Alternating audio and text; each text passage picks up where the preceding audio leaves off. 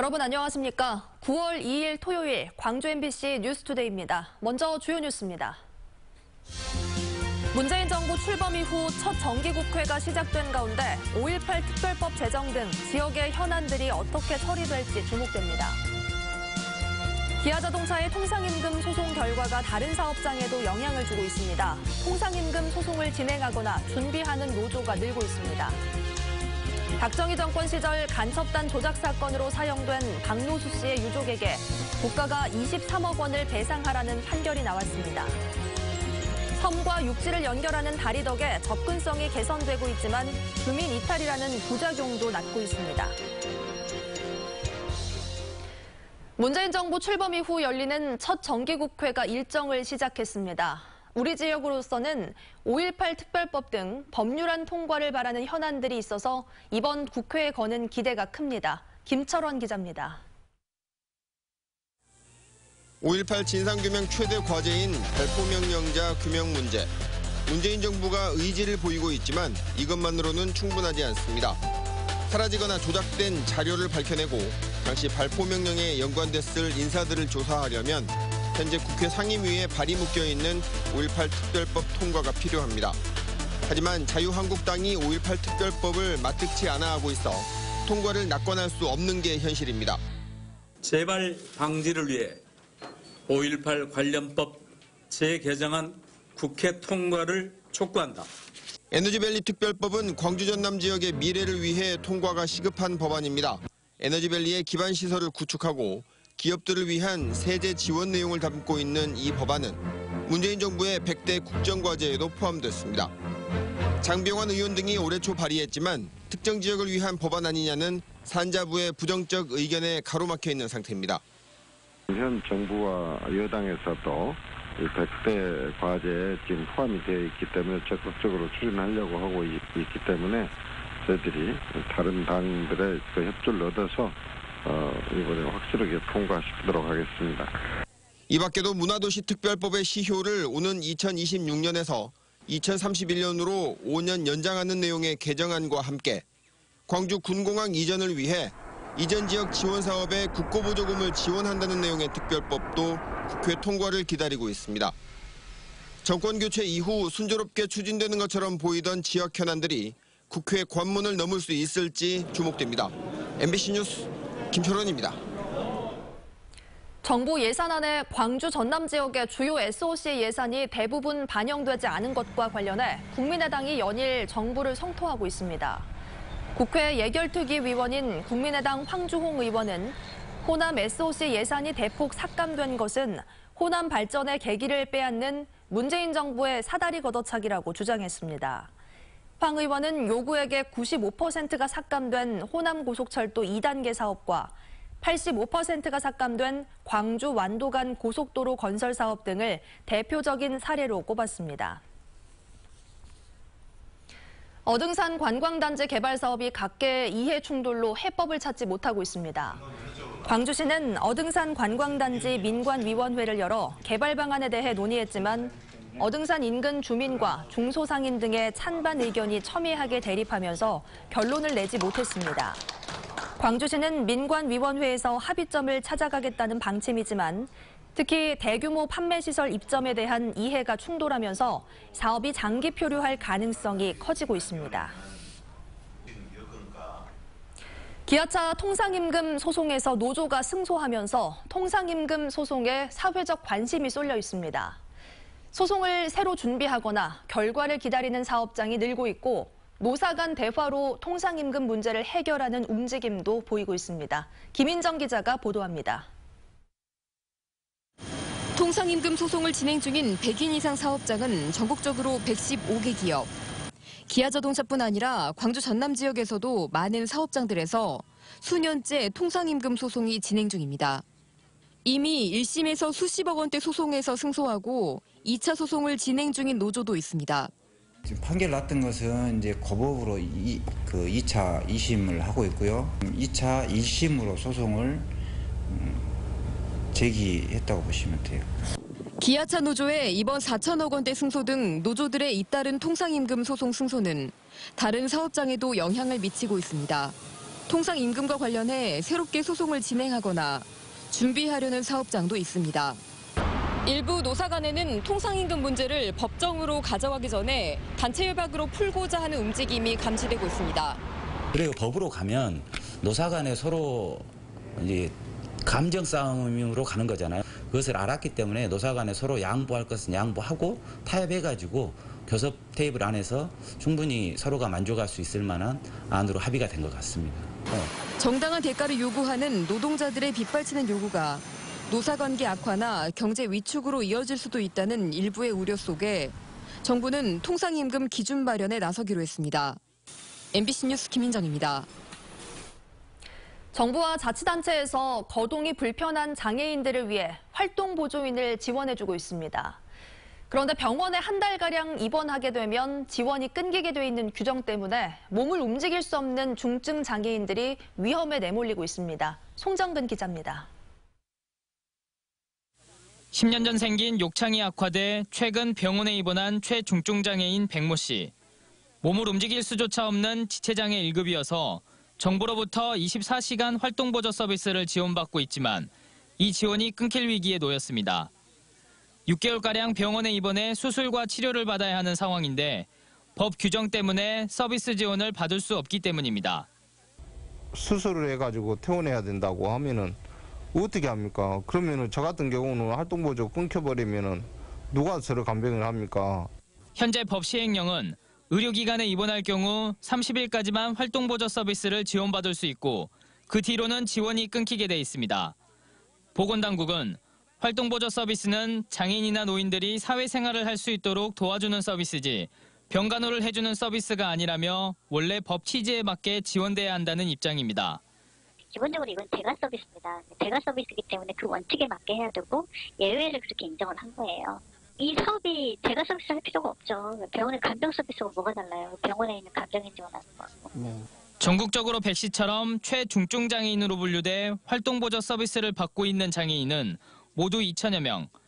최중증 장애인들에겐 생명과 직결된 문제인 만큼 포용적 복지국가를 선언한 정부 방침에 맞는 세심한 행정이 필요해 보입니다. MBC 뉴스 송정근입니다. 간첩 누명을 쓰고 사형된 박노수 씨의 유족에게 국가가 손해를 배상하라는 판결이 나왔습니다.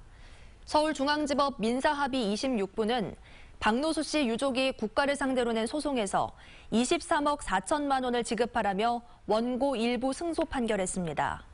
광주 출신으로 영국 케임브리지 대학 교수였던 박 씨는 대표적인 공안 조작 사건인 유럽 간첩단 사건에 연루됐다는 누명을 쓰고 지난 1972년 사형을 당했고 2015년 재심을 통해 무죄를 선고받았습니다.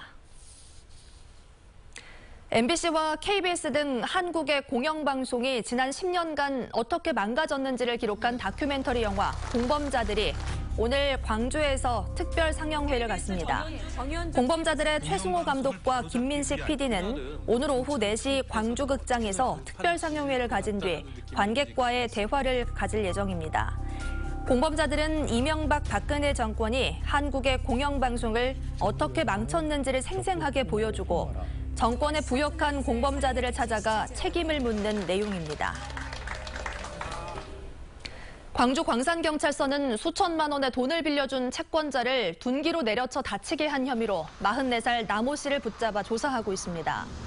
나 씨는 그제 오후 5시 40분쯤 광주시 광산구의 채권자 38살 박모 씨 사무실에서 둔기로 박 씨의 머리를 내리쳐 다치게 한 혐의를 받고 있습니다. 채권자에게 집을 담보로 7천만 원을 빌린 나 씨는 채권자가 자신의 사정을 외면한다는 이유로 이 같은 일을 저지른 것으로 드러났습니다. 아동학대 혐의를 받고 있는 일가족이 숨진 채 발견돼 경찰이 수사에 나섰습니다. 광주 북부경찰서에 따르면 어제 오후 6시쯤 광주시 북구의 한 주택 안방에서 49살 최모 씨 등 일가족 3명이 질소를 흡입한 채 숨져 있는 것을 주택 주인이 발견해 경찰에 신고했습니다. 경찰은 지난해 아들 학대 혐의로 경찰에 신고된 뒤 소재가 확인되지 않았던 최 씨 일가족이 바다에 뿌려달라는 유서를 남긴 점을 미뤄 스스로 목숨을 끊은 것으로 보고 정확한 경위를 조사하고 있습니다.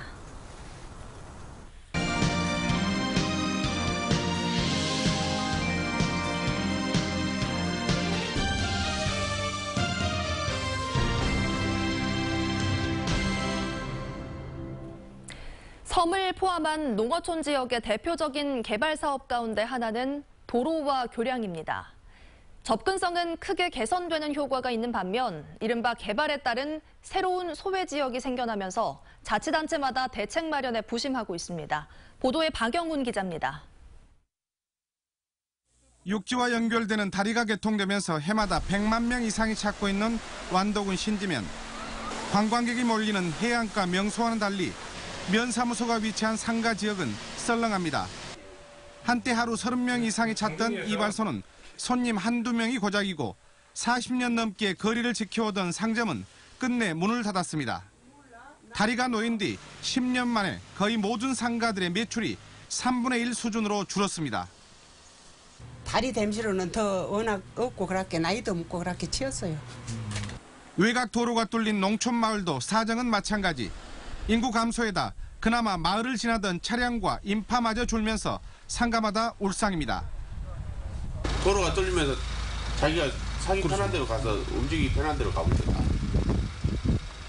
접근성 개선을 위한 신규 노선의 도로와 다리가 개통되면서 생겨난 이른바 신소외 지역으로 주민 이탈을 가속화시키는 원인이 되고 있습니다. 지자체마다 신소외 지역의 옛 명성을 되찾기 위한 묘수를 찾는데 안간힘을 쓰는 이유입니다. 또 이런 문화들이 많이 생산이 되어야지 주민의 삶이 행복해지고. 그러나 재정 여건이 열악해 정부 지원이 필요한 경우가 많은 데다 활성화 대책의 사전 실효성 검증이 쉽지 않아 신소외 지역에 대한 지자체들의 고민은 깊어가고 있습니다. MBC 뉴스 박영훈입니다.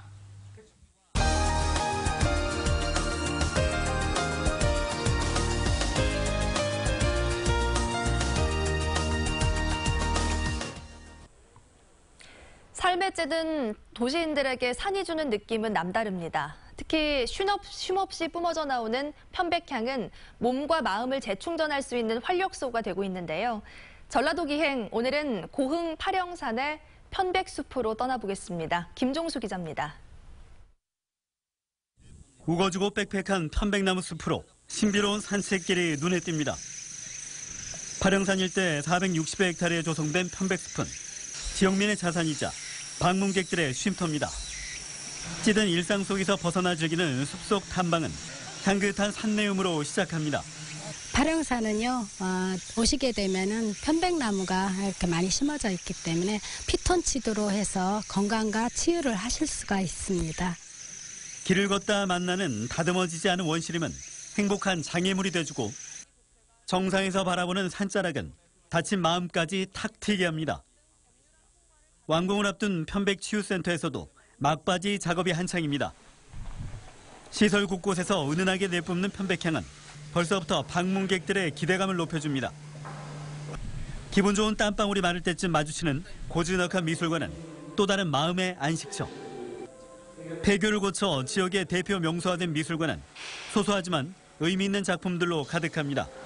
우리 미술관에는 연간 7, 8번의 그 특별 전시를 하고 있습니다. 관람객들 오면은 참 신선하다, 새로운 작품들이 이렇게 볼 수 있어서 너무 좋다, 그렇게 이야기들 많이 하고 있습니다. 문화 향유를 넘어 지역색을 가득 담은 이곳은 지붕 없는 미술관 고흥을 더욱 빛내줍니다. 때묻지 않은 공기를 마시며 자연의 순리를 따라 걷게 되는 고흥 파령산. 받는 것 없이 품어주는 자연의 고마움을 느끼기 위해 오늘 또 방문객들의 가벼운 발걸음이 이어지고 있습니다. MBC 뉴스 김종수입니다. 쌀 전업농 전남 회원들이 쌀 소비 촉진을 통한 쌀 산업 방안을 논의하는 행사를 가졌습니다. 꿈과 희망이 가득 찬 미래로를 주제로 열린 행사에는 전남 지역 쌀 전업농 회원과 가족 등 1,500여 명이 참석했고 쌀 전업농의 화합과 단결을 도모하고 사랑의 쌀 기증식도 열렸습니다. 다음 달에 열리는 2017 국제농업박람회 흥행에 빨간불이 켜진 가운데 입장권 강매 논란이 또다시 불거지고 있습니다. 국제농업박람회 사무국이 올해 박람회 관람객 목표를 45만 명으로 세운 가운데 현재까지 입장권은 2억 5천만 원가량 팔려 목표액 11억 원의 22%에 그치고 있습니다. 사무국은 시군 등의 이달 말까지 입장권 적극 판매를 독려할 예정이지만 시군에서는 지난해 말부터 장흥 통합의학박람회, 담양 대나무 박람회, 완도 해조류 박람회 등 이어지는 입장권 강매 부담에 피로감을 호소하고 있습니다. 아침과 저녁으로는 선선하지만 낮에는 아직도 여름 기온이 남아 있습니다. 주말 동안에도 맑은 날씨 보이면서 일교차가 크겠는데요. 현재 광주가 19.5도로 출발하고 있고요. 낮 기온은 28도로 어제보다 2도가량 낮겠고 내일은 29도까지 오르면서 낮에는 다소 덥겠습니다. 일교차가 10도 안팎으로 벌어지니까요. 외출하실 때는 입고 벗기 편한 가벼운 외투 챙기시는 것이 좋겠습니다. 현재 곳곳에는 안개가 짙게 끼어 있습니다. 당분간 큰 일교차로 인해서 안개가 자욱할 것으로 예상됩니다. 한낮에는 햇볕이 강하게 내리쬐면서 자외선 지수는 나쁨 단계를 보이겠는데요. 자외선 차단에 신경 쓰셔야겠습니다. 현재 기온 보시면 광주가 19.5도, 장성과 담양 15도대로 출발하고 있고요. 낮 기온은 장성이 27도, 영광과 담양 28도로 예상됩니다. 대부분 지역 어제보다는 1도에서 2도가량 낮겠습니다. 곡성과 구례가 27도, 보성 26도로 예상됩니다. 모레까지 남해 서부 해상을 중심으로는 바람이 강하게 불고 물결이 높게 일 것으로 예상됩니다. 월요일까지는 맑은 날씨 보이겠고요. 화요일과 수요일 비가 내리면서 우리 지역 기온 살짝 떨어질 것으로 예상됩니다. 날씨였습니다.